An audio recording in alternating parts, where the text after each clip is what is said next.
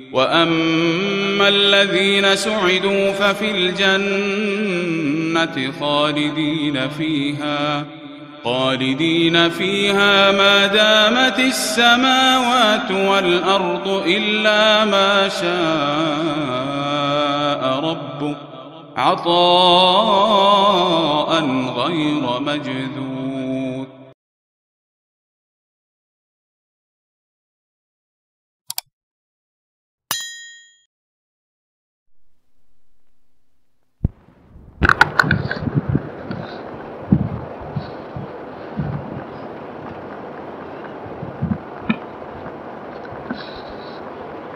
پہلا نمبر اجازت کا ہے۔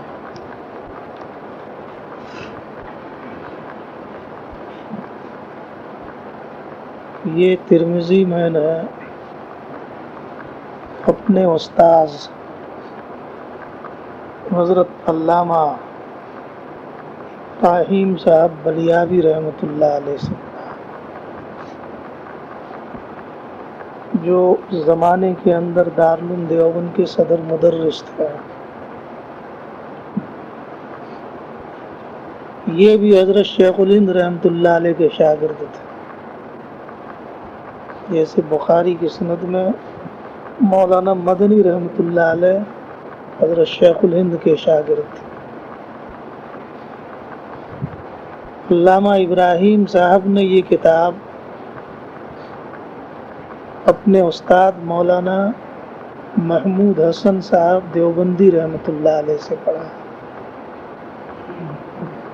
جو شیخ الہند سے مشہور تھے۔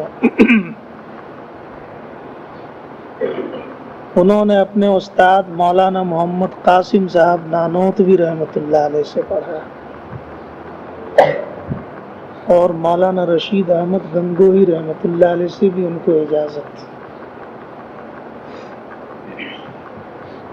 ان دونوں حضرات نے یہ کتاب اپنے استاد حضرت شاہ عبد الغنی صاحب مجددی رحمۃ اللہ علیہ سے پڑھا، اور انہوں نے یہ کتاب اپنے استاد حضرت شاہ محمد اسحاق صاحب دہلوی رحمۃ اللہ علیہ سے پڑھا تھا، اور ان کو اس کتاب کے اندر اجازت تھی حضرت شاہ عبدالعزیز صاحب رحمۃ اللہ علیہ سے، اور ان کو اجازت تھی اس کتاب میں اپنے والد حضرت شاہ ولی اللہ صاحب رحمۃ اللہ علیہ سے۔ یہ ہندوستان کی سند ہے جس کی انتہا حضرت شاہ ولی اللہ صاحب رحمۃ اللہ علیہ پر ہوتی۔ باقی میں نے سند شروع ہی میں تفصیل سے لکھوا دیا ہے، اور میں نے یہ بھی کہا تھا کہ کبھی ان بزرگوں کا فرصت کے موقع پر ان بزرگوں کا نام پڑھا کرو، تعلق ہوگا، اور ان کے حق میں دعائیں کی۔ اکابر سے جتنا تعلق رہے گا علم میں اتنی ہی برکت ہے۔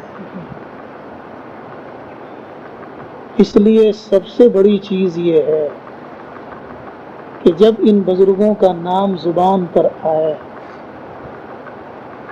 تو انداز بیان ہی سے پتہ چلے کہ تمہارے دل کے اندر ان بزرگوں کا احترام ہے، بڑا فائدہ ہوگا۔ انبیاء کا نام آئے تو علیہ الصلوۃ والسلام، جناب نبی کریم صلی اللہ علیہ وسلم کا نام آئے تو صلی اللہ علیہ وسلم، حضرات صحابہ کا نام آئے تو رضی اللہ تعالیٰ، اور اپنے بزرگوں کا نام آئے تو رحمہم اللہ۔ یہ اہتمام کے ساتھ کم سے کم اپنے بزرگوں کے نام کے ساتھ ان کے لیے دعا یا کلمہ ضرور ہونا چاہیے۔ جتنا ادب احترام کرو گے انشاءاللہ اتنے ہی علم کے اندر برکت آئے گی۔ ایک بات تو یہ ہے۔ دوسری بات، تم نے یہ حدیث پڑھا ہے، علم دین پڑھا ہے، اب اس کو بابرکت بنانے کے لیے طریقہ کیا ہونا چاہیے؟ بہت دور جانے کی ضرورت نہیں ہے، تم صرف حدیث جبریل کو پیش نظر رکھ لینا، دین کا حاصل، دین کا خلاصہ اور دین کا لب لباب وہ صرف یہ ہے کہ تمہاری جلوت اور خلوت ایک ہو جائے۔ وَاعْبُدْ رَبَّكَ كَأَنَّكَ تَرَاهُ فَإِن لَّمْ تَكُن تَرَاهُ فَإِنَّهُ يَرَاكَ۔ جیسے تم جلوت میں خدا سے ڈرتے ہو، خلوت میں بھی خدا سے ڈرتے ہو۔ اگر یہ تمہاری جلوت اور خلوت ایک ہو جائے تو سمجھ لینا کہ تمہاری زندگی کامیاب زندگی ہے۔ اس زمانے کے اندر نیک کام کرنا بہت آسان ہے، برائیوں سے بچنا بڑا مشکل ہے۔ اس زمانے کے اندر سب سے بڑا امتحان انسان کا برائیوں کے بارے میں۔ اللہ تعالیٰ کے نافرمانوں نے اللہ کی نافرمانی کا اتنا جال بچھا دیا ہے کہ ہر قدم کے اوپر نافرمانی کا جال ہے، انسان کہاں کہاں اپنے آپ کو بچائے بڑا مشکل کام۔ اس لیے اس کا طریقہ ایک یہی ہے، جہاں تک ممکن ہو سکے ایسی جگہوں میں جانے سے اپنے آپ کو بچانا۔ بازار بلا ضرورت نہیں جانا۔ اسی طریقے سے ان مقامات پر اپنے آپ کو جانے کے لیے آمادہ ہرگز نہ کرنا جہاں اللہ کا حکم ٹوٹتا ہے، جہاں انسان اپنے آپ کو برائیوں سے اپنی نگاہوں کو بچا نہ سکتا۔ اس لیے سب سے بڑی چیز یہ ہے کہ اپنے آپ کو برائی سے بچائے رکھنا، اور جہاں تک ممکن ہو سکے شریعت کے احکام کی پیروی کرتے رہے۔ بہت زیادہ نصیحت کرنے کی ضرورت نہیں ہے، دو بات میں کہہ دوں۔ ہمارے ایک بزرگ ہیں، ان کے پاس ان کے ایک شاگرد گئے کہ حضرت اب میں جا رہا ہوں،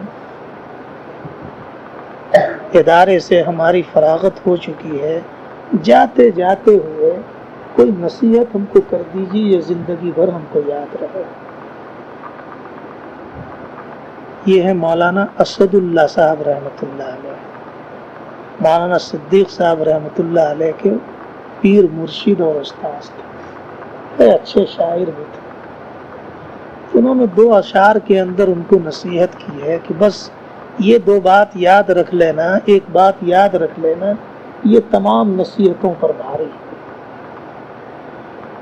تو نصیحت ان کی یہ تھی، دو مصروں کے اندر انہوں نے کہا، ہماری یہ نصیحت یاد رکھنا، ہماری یہ نصیحت یاد رکھنا کہ ہر شے میں شریعت یاد رکھنا۔ بس یہ دو شعر کیا ہے، یہ پورے دین کا لب لباب اور خلاصہ ہے۔ ہماری یہ نصیحت یاد رکھنا کہ ہر شے میں شریعت یاد رکھنا۔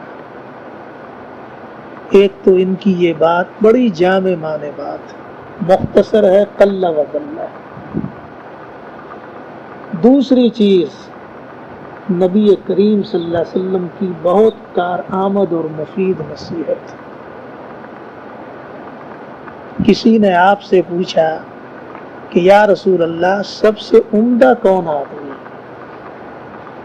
سب سے عمدہ کون آدمی ہے؟ آپ نے فرمایا کہ جس کی عمر لمبی ہو اور جس کی نیکی زیادہ ہو، سب سے بہترین انسان جس کی عمر لمبی ہو اور جس کا نیک کام بہت زیادہ ہو، وہ سب سے بہترین انسان۔ پوچھا گیا کہ سب سے بدترین انسان کون ہے؟ آپ نے فرمایا کہ جس کی عمر زیادہ ہو اور اس کی برائیاں زیادہ ہو، وہ سب سے بدترین انسان۔ بس یہ عمر اللہ تعالیٰ نے کمانے کے لیے دیا ہے، پھر دوبارہ عمر ملنے والی نہیں۔ اس لیے اللہ سے دعا کرو کہ اللہ تعالیٰ عمر زیادہ دے اور نیک کام کی زیادہ سے زیادہ توفیق دے، اور برائیوں سے ہم سبوں کو بچا کے رکھے۔ بس اب تم یہ سمجھ لینا کہ آج تک تم کسی کے سائے میں تھے، لیکن اللہ تعالیٰ نے اب تم کو ایک خود درخت بنایا، تمہارے سائے کے اندر لوگ رہے۔ اب تک تم ذمہ دار نہیں تھے، لیکن اب تم یہاں سے ذمہ دار بن کے جا رہے ہو۔ اب تک تم کسی کی اولاد تھے، اب تم سے کوئی اولاد پیدا ہو، وہ روحانی اولاد ہوگی۔ اس لیے اتنی بات کہہ دوں، اگر تم اچھے باپ رہو گے تو تمہاری اولاد بھی اچھی ہوگی، اور خدا نخواستہ اگر تم برے ثابت ہوئے تو تمہاری اولاد بھی برے۔ اللہ تعالیٰ تم کو اچھا باپ بنا کے رکھے، اللہ تعالیٰ تم سے فیض حاصل کرنے والے تمہاری اولاد کو بھی نیک بنائے۔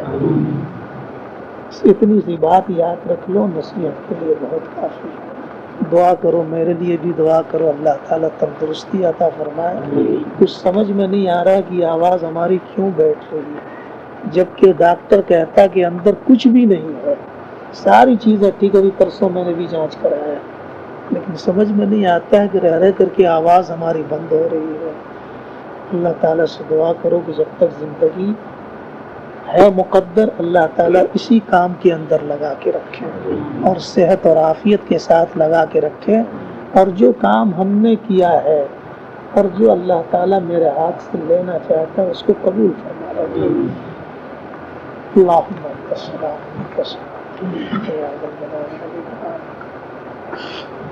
اللہم صلی علی سیدنا محمد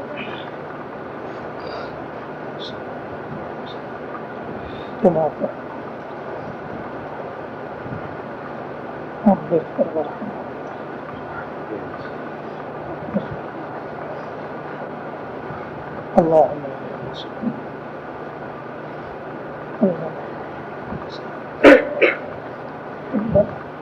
وشفاء من كل داء اللهم اعني بالعلم وزين بالحكمة واكرمني بالحق وانبذني بالعافية۔